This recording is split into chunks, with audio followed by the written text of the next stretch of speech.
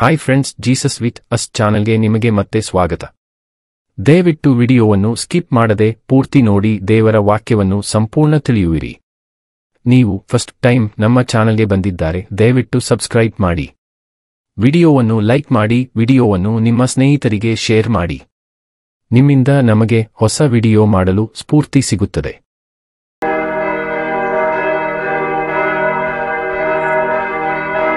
ಸಮುವೇಲನು ಪ್ರಥಮ ಭಾಗ, ಅಧ್ಯಾಯ 31. ಸೌಲನ ಮತ್ತು ಅವನ ಮಕ್ಕಳ ಮರಣ, ಇಸ್ರಾಯೇಲ್ಯರ ಅಪಜಯ. ಫಿಲಿಷ್ಟಿಯರು ಇಸ್ರಾಯೇಲ್ಯರೊಡನೆ ಯುದ್ಧ ಮಾಡಿದರು.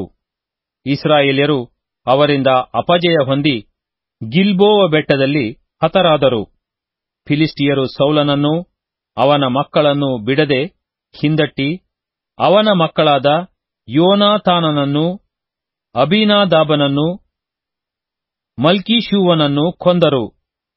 ಸೌಲನಿದ್ದ ಕಡೆಯಲ್ಲಿ ಯುದ್ಧವು ಬಹು ಘೋರವಾಗಿತ್ತು. ಬಿಲ್ಲುಗಾರರು ಅವನಿಗೆ ಗುರಿಯಿಟ್ಟರು.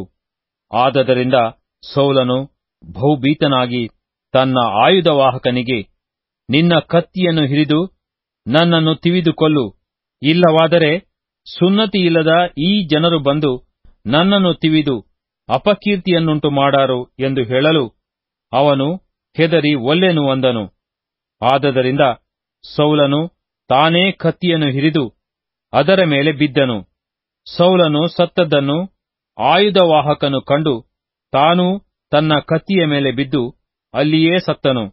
ಹೀಗೆ ಸೌಲನು, ಅವನ 3 ಮಂದಿ ಮಕ್ಕಳು, ಅವನ ಆಯುಧವಾಹಕನು, ಎಲ್ಲಾ ಆಳುಗಳು ಅದೇ ದಿವಸದಲ್ಲಿ ಸತ್ತರು.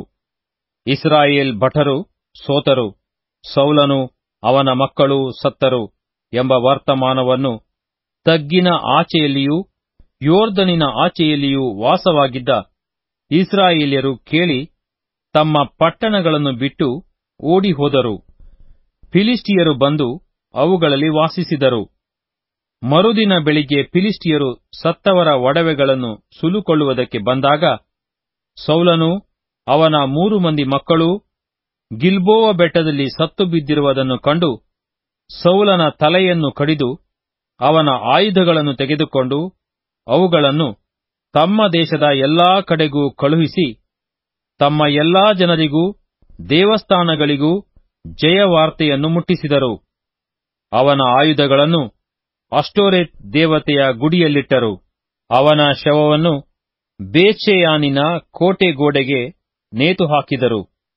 ಫಿಲಿಷ್ಟಿಯರು ಸೌಲನಿಗೆ ಏನೇನು ಮಾಡಿದರೆಂಬ ವರ್ತಮಾನವು ಯಾಬೇಷ್ ಗಿಲ್ಯಾದಿನವರಿಗೆ ಮುಟ್ಟಿದಾಗ ಅವರಲ್ಲಿದ್ದ ಶೂರರೆಲ್ಲರೂ ಹೊರಟು ರಾತ್ರಿಯೆಲ್ಲಾ ನಡೆದು ಹೋಗಿ ಸೌಲನ ಮತ್ತು ಅವನ ಮಕ್ಕಳ ಶವಗಳನ್ನು ಬೇತ್ಷೆಯಾನಿನ ಗೋಡೆಯಿಂದ ಇಳಿಸಿ ಯಾಬೇಷಿಗೆ ತೆಗೆದುಕೊಂಡು ಬಂದು ಅಲ್ಲಿ ಅವುಗಳನ್ನು ಸುಟ್ಟುಬಿಟ್ಟರು. ಅವರ ಎಲುಬುಗಳನ್ನು ಯಾಬೇಷಿನಲ್ಲಿದ್ದ ಪಿಚುಲ ವೃಕ್ಷದ ಕೆಳಗೆ ಸಮಾಧಿ ಮಾಡಿ 7 ದಿವಸ ಉಪವಾಸವಾಗಿದ್ದರು.